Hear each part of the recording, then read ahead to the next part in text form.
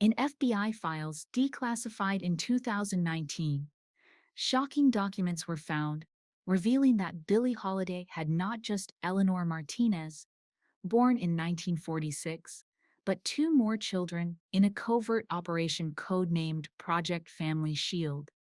These two children, born in 1943 and 1951, were taken into a witness protection program by the federal government and given new identities. The most critical detail was the identity of these children's fathers. The father of the child born in 1943 was Alabama Senator Charles Morrison, and the father of the child born in 1951 was FBI Associate Director William Patterson. These two powerful political figures activated federal machinery to prevent their illegal relationships with Billie Holiday from creating scandals, classifying the children as national security threats, and placing them in secret programs. DNA tests conducted in 2024 revealed that these two children are now 81 and 73 years old, living under different names in the Midwest, and both have had prominent musical careers. If you want to discover all the surprising details of this story, please subscribe and turn on notifications, because the story of Billie Holiday's secret children will reveal one of America's biggest family secrets.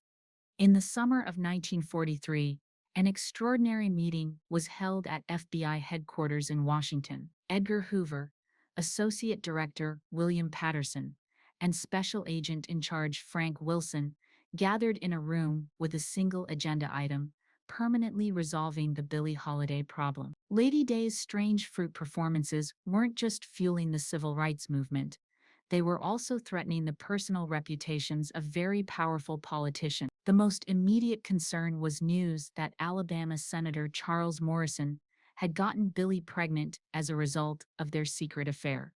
Senator Morrison was one of the most influential voices among Southern Democrats and one of the staunchest defenders of segregation policy. If his intimate relationship with a Black woman, especially the provocative Billie Holiday, became publicly known, not only would his political career be destroyed, but the entire Southern Democrat establishment would be shattered by scandal. Morrison personally approached Hoover and made a desperate plea for federal intervention. This conversation marked the genesis of Project Family Shield. The initial plan was relatively simple: discourage Billie Holiday through systematic harassment and handle the potential baby through a quiet adoption process. However, Hoover applied long-term strategic thinking and developed a much more comprehensive approach. The FBI director realized that Billie's children could become political weapons in the future and recognized the necessity of complete genetic lineage control. Project Family Shield evolved from a single baby to a much larger operation. Any future children Billie might have would be permanently taken into government custody and relocated with new identities. The operation's legal framework was constructed on national security justification. FBI lawyers developed the theory that interracial relationships could be used as communist infiltration tools, and classified Billie Holiday's children as potential subversive agents. This classification provided the legal basis for taking children into federal protective custody and preempted any future court challenges. The document trail was deliberately kept minimal, and all records were secured at the highest classification level. At 3:20 a.m. on August 4, 1943, a baby boy was born at St. Joseph Hospital in Chicago. The official birth certificate listed the mother's name as Jane Doe and father's name as unknown, but the hospital's private records documented the real identities: Eleanor Fagan Holiday and Charles Bradford Morrison. The baby was removed from the hospital by federal agents exactly 48 hours after birth, and the immediate relocation process began.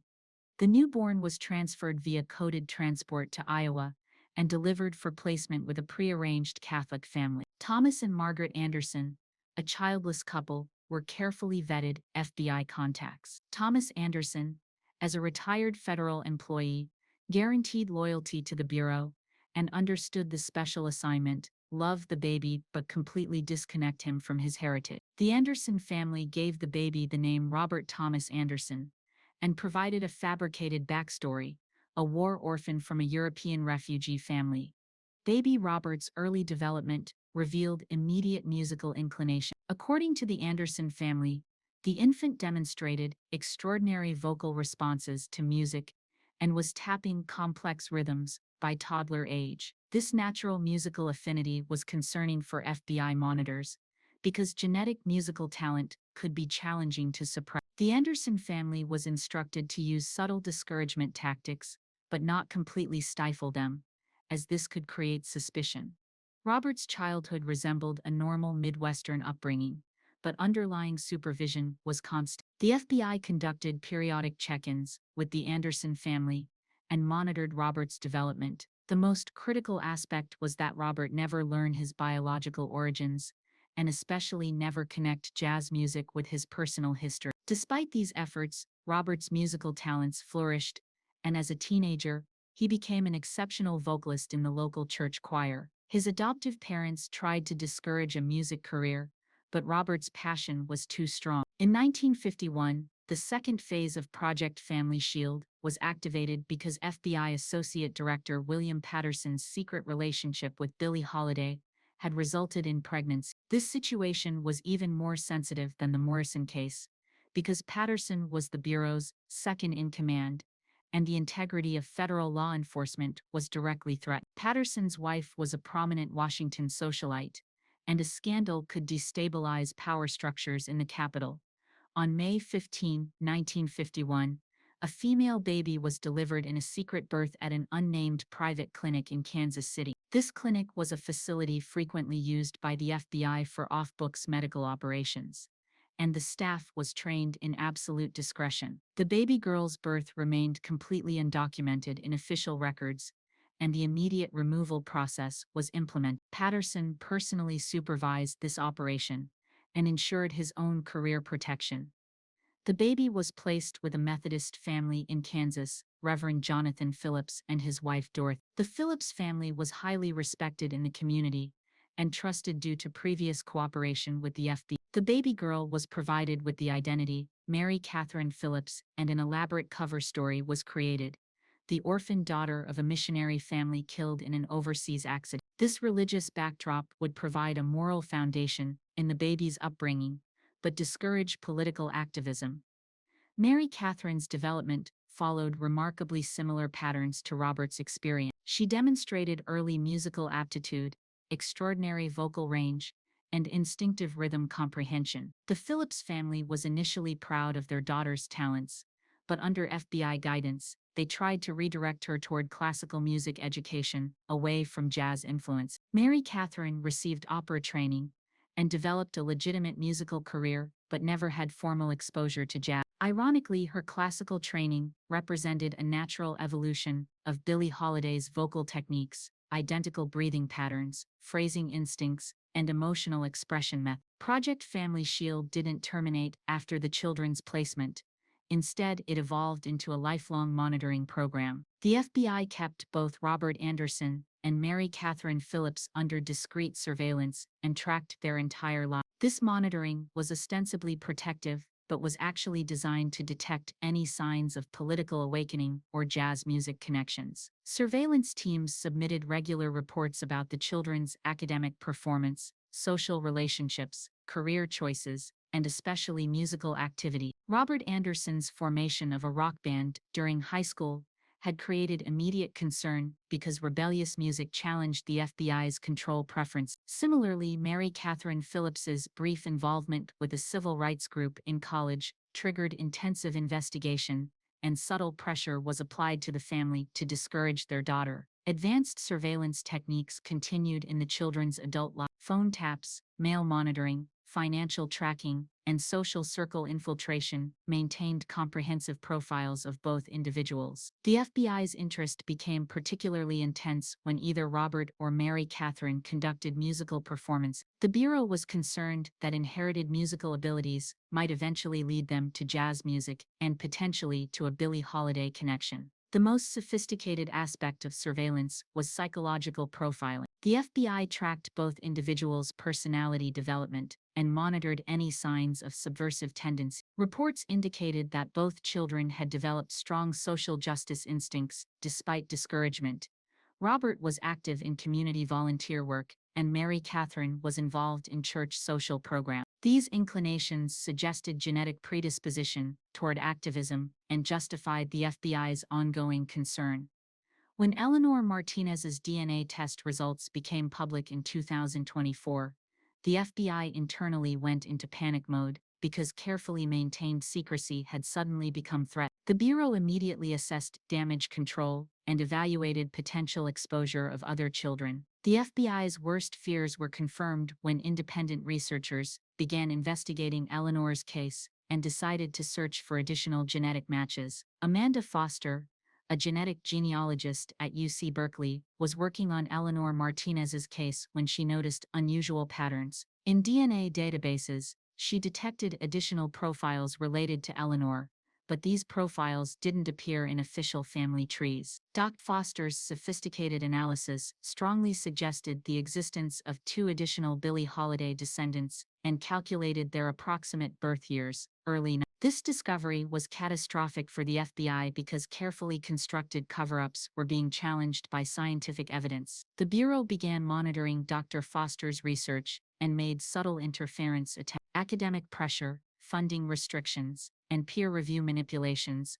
were employed to delay Dr. Foster's work. However, Dr. Foster's determination and scientific integrity overcame these obstacles. The most dangerous development was Dr. Foster's launch of an independent DNA testing initiative. She reached out directly to Robert Anderson and Mary Katherine Phillips using their publicly available information. Both individuals were initially skeptical, but accepted the genetic testing opportunity because their lifelong questions about their origins could finally be answered. The test results provided shocking revelations. Both were indeed Billie Holiday's children. Robert Anderson, 81 years old and a retired music teacher, initially remained in denial when he received the DNA test results.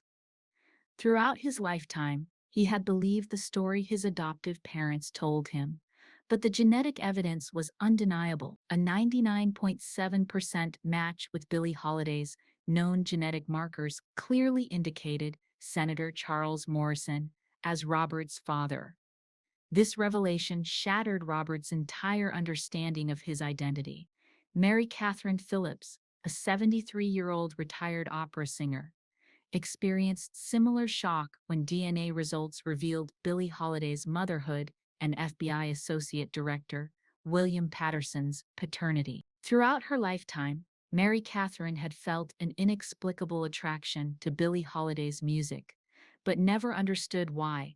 Despite her classical opera training, she had secretly collected jazz recordings and obsessively studied Billie Holiday's performances in particular. Both individuals' reactions involved a comprehensive emotional process, transitioning from initial disbelief to acceptance. Robert Anderson suddenly understood why his musical talents came naturally, despite never receiving formal training. Mary Katherine Phillips realized that the distinctive vocal style in her opera career came directly from inherited Billie Holiday techniques. This genetic connection illuminated their entire musical careers in a new perspective. The most profound aspect was that both Robert and Mary Katherine's children and grandchildren also possessed musical talents. Family genetic lines had carried Billie Holiday's musical DNA for 3 generations. This discovery not only created a personal identity crisis, but also confirmed the continuation of a powerful musical legacy. Billie Holiday's genetic musical genius had survived and thrived despite all of the FBI's suppression effort. Robert Anderson's musical development, from childhood to adulthood, consistently reflected Billie Holiday's characteristics. Adoptive parents and music teachers had noted Robert's unusual vocal phrasing, breath control, and emotional expression abilities, but never identified the source. Robert instinctively understood jazz rhythms and demonstrated natural talent in improvisation skills. These abilities developed without formal jazz education, suggesting genetic predisposition. Mary Katherine Phillips's classical opera training ironically refined and expanded Billie Holiday's vocal techniques. The dramatic expressions in her opera repertoire directly paralleled Lady Day's emotional delivery method. Mary Catherine's teachers frequently commented on her unique ability to convey emotional truth through music, a quality that was Billie Holiday's defining characteristic. Within the classical framework, inherited jazz sensibilities flourished. Both individuals' children inherited musical talents and pursued diverse careers. Robert Anderson's son David became a successful jazz pianist and unconsciously blended his grandfather, Senator Morrison's, and grandmother Billie Holiday's musical influence. Mary Katherine Phillips's daughter Sarah pursued a career as a gospel singer, and her vocal style was remarkably similar to Billie Holiday's spiritual expressions. In the third generation, musical talents became even more pronounced. Robert's granddaughter Emma is emerging as a prodigy-level jazz vocalist, and Mary Catherine's grandson Michael is gaining recognition as a blues musician. These young adults, completely unaware of their Billie Holiday connections, instinctively continued her musical legacy. Genetic musical memory seemingly transmitted and flourished for 3 generations,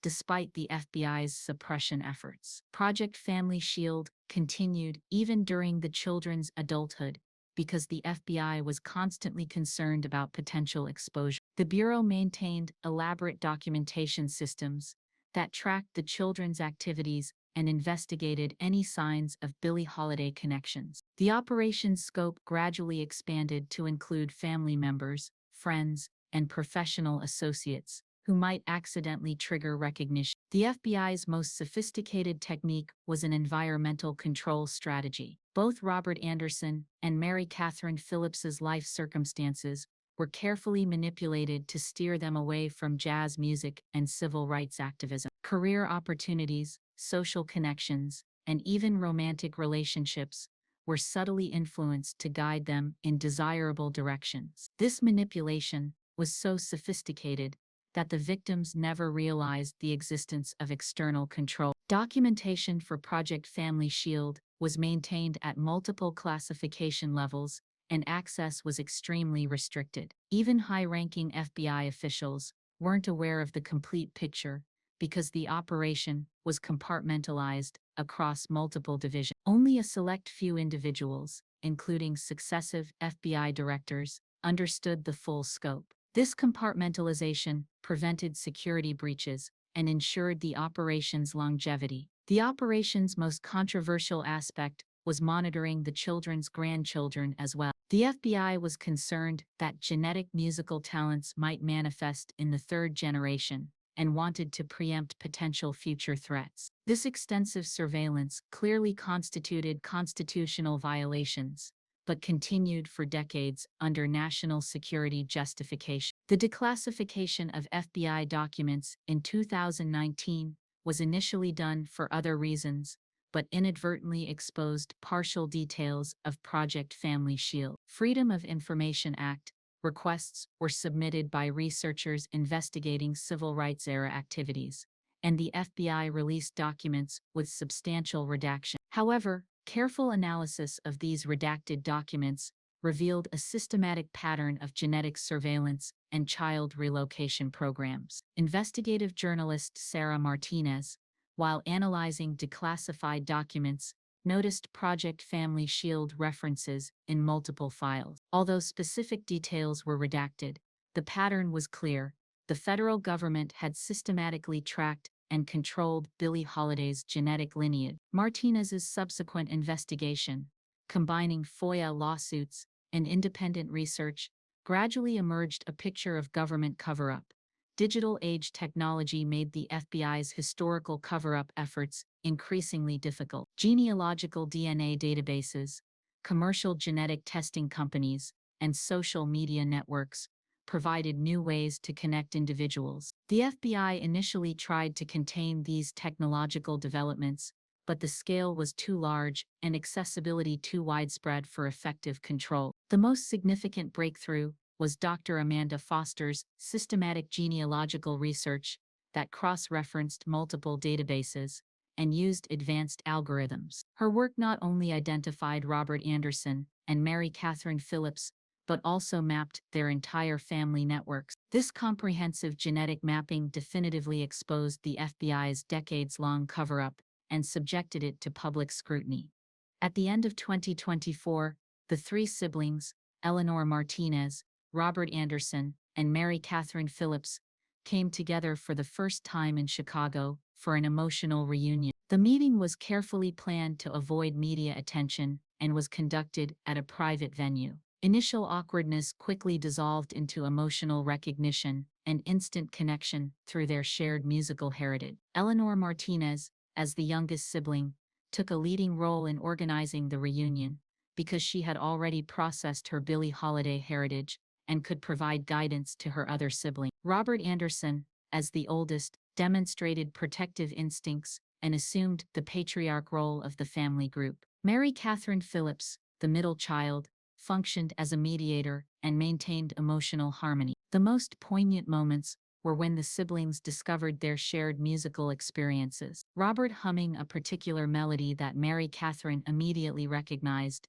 and Eleanor providing harmony, demonstrated a clear genetic musical connection. This spontaneous musical interaction provided powerful evidence of inherited talents and shared maternal heritage. The siblings conducted extensive sharing sessions about biographical details, musical careers, and family history. Patterns emerged that were remarkably similar: musical prodigy in childhood, excelling in formal music education, professional musical careers, and most significantly, an inexplicable attraction to Billie Holiday's music throughout their lifetime. These shared experiences provided validation of genetic connections and the survival of their maternal musical legacy, despite FBI suppression. The three siblings' attorneys prepared a comprehensive lawsuit against the federal government that addressed constitutional violations, human rights abuses, and decades-long deception. The legal case was based on multiple grounds: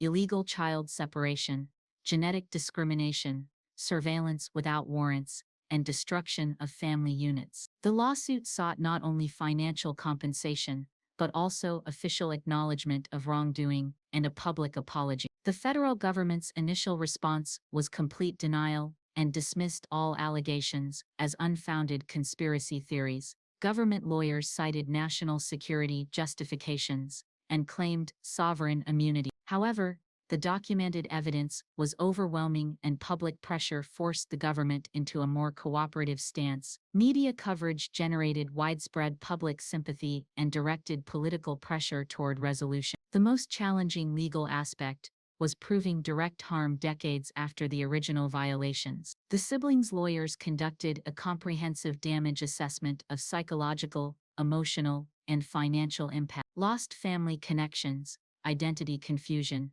cultural disconnection, and genetic heritage suppression constituted significant damages. Expert testimony from child development specialists, geneticists, and civil rights advocates supported a strong case. Legal proceedings led to the discovery of additional FBI documents through court orders. The government was initially resistant, but judicial pressure and public scrutiny forced gradual disclosure. These additional documents revealed an even more extensive government program than originally understood and suggested it had targeted other musical families. The story of Billie Holiday's three secret children is ultimately a story of triumph of genetic musical legacy against government suppression. The FBI's elaborate efforts to suppress musical talents and destroy family connections ultimately failed because genetic predisposition was too strong and human desire for musical expression was irrepressible. Robert Anderson, Mary Katherine Phillips, and Eleanor Martinez each developed successful musical careers, despite systematic discouragement and identity suppression. Their children and grandchildren continued this musical tradition, and Billie Holiday's artistic DNA thrived for 3 generations. This continuation is powerful testimony to the power of genetic artistic inheritance and the resilience of the human spirit against oppression. The modern revelation of this cover-up has broader implications for understanding how government power can violate individual rights and destroy family structures for political purposes. Project Family Shield is an extreme example of systematic human rights violations and reminds contemporary society of the necessity of vigilance to protect civil liberty. From a cultural perspective, this story highlights the ongoing relevance of Billie Holiday's artistic legacy and social justice message. Her genetic musical heritage continues as a living testament to her artistic vision and political courage. The power of Strange Fruit continues not only in the original performance, but also in inherited musical abilities across generations. In final analysis, the FBI's attempt to erase Billie Holiday's genetic legacy completely failed. Music proved more powerful than government suppression, and genetic artistic inheritance defeated bureaucratic control. Lady Day's spirit lives on in her children and grandchildren, and her message of social justice continues through musical expression. This victory is both personal for the families and has broader symbolic significance for civil rights and artistic freedom movements. Billie Holiday's three secret children have now found each other and exposed the federal government's decades-long deception. Their musical talents provide undeniable proof of genetic inheritance, and Lady Day's artistic legacy continues in new generations. The government attempted to silence Lady Day, but her voice, in her children and grandchildren, resonates stronger than ever.